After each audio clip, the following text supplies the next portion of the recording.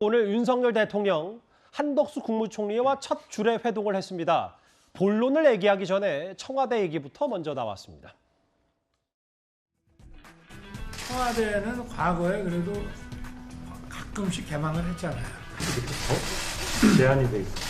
그러니까 여기야말로 뭐 러일 전쟁 이후에 지금까지 120년 동안 국민들에게는 금단의 지역이다 보니까 상당히 뭐 볼 게 청와대보다 많지는 않아도 와보시는 분들이 약간 감개무량해 하시는 것 같긴 하더라고요.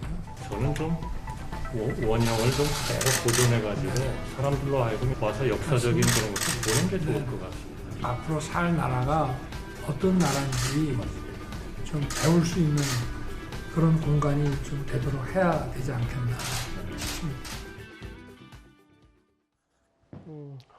지난 금요일부터 개방이 된 용산공원인데 120년 동안 금단의 지역이다.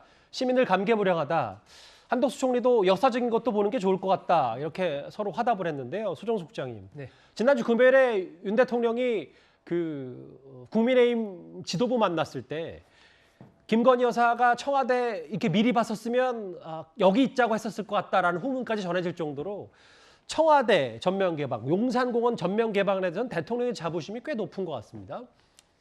아무래도 이제 윤 대통령 입장에서는 사실 청와대라는 공간에 입주하지 않겠다, 예. 하루도 살지 않겠다라고 하면서 용산에 대통령실을 설치하겠다라고 얘기했을 때만 해도 여러 가지 갑론을박이 굉장히 많았는데 그 이후에 시간이 지나면서 지금 시점에서는 뭐 나쁘지 않은 것 같다라는 여론이 조금 더 많은 것 같습니다. 그러면서 새로운 일마 소통하는 대통령으로서 상징적인 공간으로서의 용산 이 부분이 이제 부각이 되니까 그런 측면에서 대통령으로서는 이 용산이라는 공간을 향후 길게 긴 역사를 내다봤을 때도 굉장히 멋있는 그러한 새로운 랜드마크적인 그런 공간, 역사적인 공간으로 만들 수 있겠다라는 그런 생각을 지금 갖고 있는 거죠. 그래서 용산공원과 함께 현재 이 대통령실 등을 패키지로 묶는 전체적인 측면에서 이제 그랜드 디자인을 새로 그리고 있는 그런 상황이고 그 측면에서 윤 대통령은 이러한 공간 이동과 함께 새롭게 이제 소통하는 대통령으로서의 변화 이런 것을 같이 주겠다라는 그런 측면을 가져가고 있기 때문에 최근에도 이제 용산공원 미군 부지 일부를 시범으로 지금 공개를 하면서 그런 부분을 보여주고 있고 하기 때문에 저런 부분이 이제 실제적인 하나의 공간을 넘어서서 성과로 이제 예. 임기 중에 나타나게 된다면 상당히 좀 좋지 않을까. 아마 뭐 윤 대통령이 그렇게 추구는 하는 것 같은데 그것이 실질적인 성과를 거둘 수 있을지는 여러 가지 또 변수가 있기 때문에 좀 더 지켜봐야 될 것 같습니다. 오늘 직접 용산공원 개방에 대해서 언급을 한 윤 대통령인데 조수진 의원님 출연하셨으면 저 이 얘기 꼭 여쭤보고 싶었어요. 지난 네. 금요일에 대통령실 집무실 가서 윤 대통령과 이준석 대표 함께 오찬했을 때 조 의원님도 같이 동행을 하셨잖아요. 네.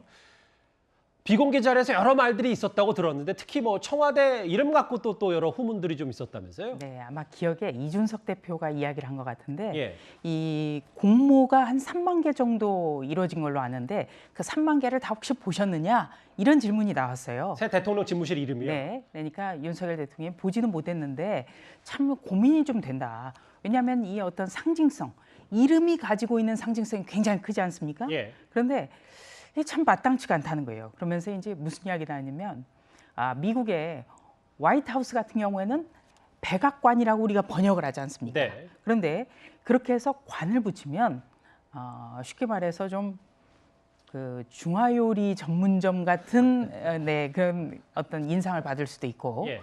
또 청와대 같은 경우에는 푸른 기와가 있었기 때문에 어떤 그 건물의 외양을 토대로 하는 함축적인 의미가 있었는데 예. 지금 용산의 대통령실 같은 경우에는 그냥 일반적인 관공서 건물하고 똑같단 말이죠. 예. 그러니까 어떤 외양을 특징화하는 그런 이름도 굉장히 어렵다. 그러면서 제2공화국이라는 옛날 드라마가 있는데 거기에서 윤보선 대통령이 기자들과 함께 대화하는 장면이 나온다. 그래서 청와대가 청운대가 될 뻔한 사연이 있었다. 이 얘기를 한 거예요. 그러니까 처음에 청와대라는 이름, 경무대를 청와대로 바꾼다고 윤보선 대통령이 설명을 하니까 일부 기자가 아니 청와대가 뭐냐, 청운대 하면 얼마나 좋냐, 푸른 구름, 상서로운 기운 이러니까 그 윤보선 대통령이 그 얘기를 듣고 있었어요. 그러니까 다른 기자가 청운각이라는 요정이 있기 때문에 술 마신 사람들이 찾아갈 수도 있을 것 같다. 부정적인 이미지가 있다 이 네. 말씀이십니까? 그래서 한참 웃었다. 그런데 이번에 그 이름을 어떻게 지을 것인가를 가지고 많은 사람이 의견을 주길래 그 드라마 제2공화국을 일과 후에 유튜브를 통해서 다시 한번 찾아봤다. 이런 이야기를 했습니다. 그러니까 한마디로 말해서 새로운 대통령실 이름을 두고 윤석열 대통령도 상당히 고민이 있는 것 같다라는 그런 거를 짐작할 수 있었습니다. 대통령도 일과 끝나고 유튜브 통해서 옛날 드라마 보시는군요.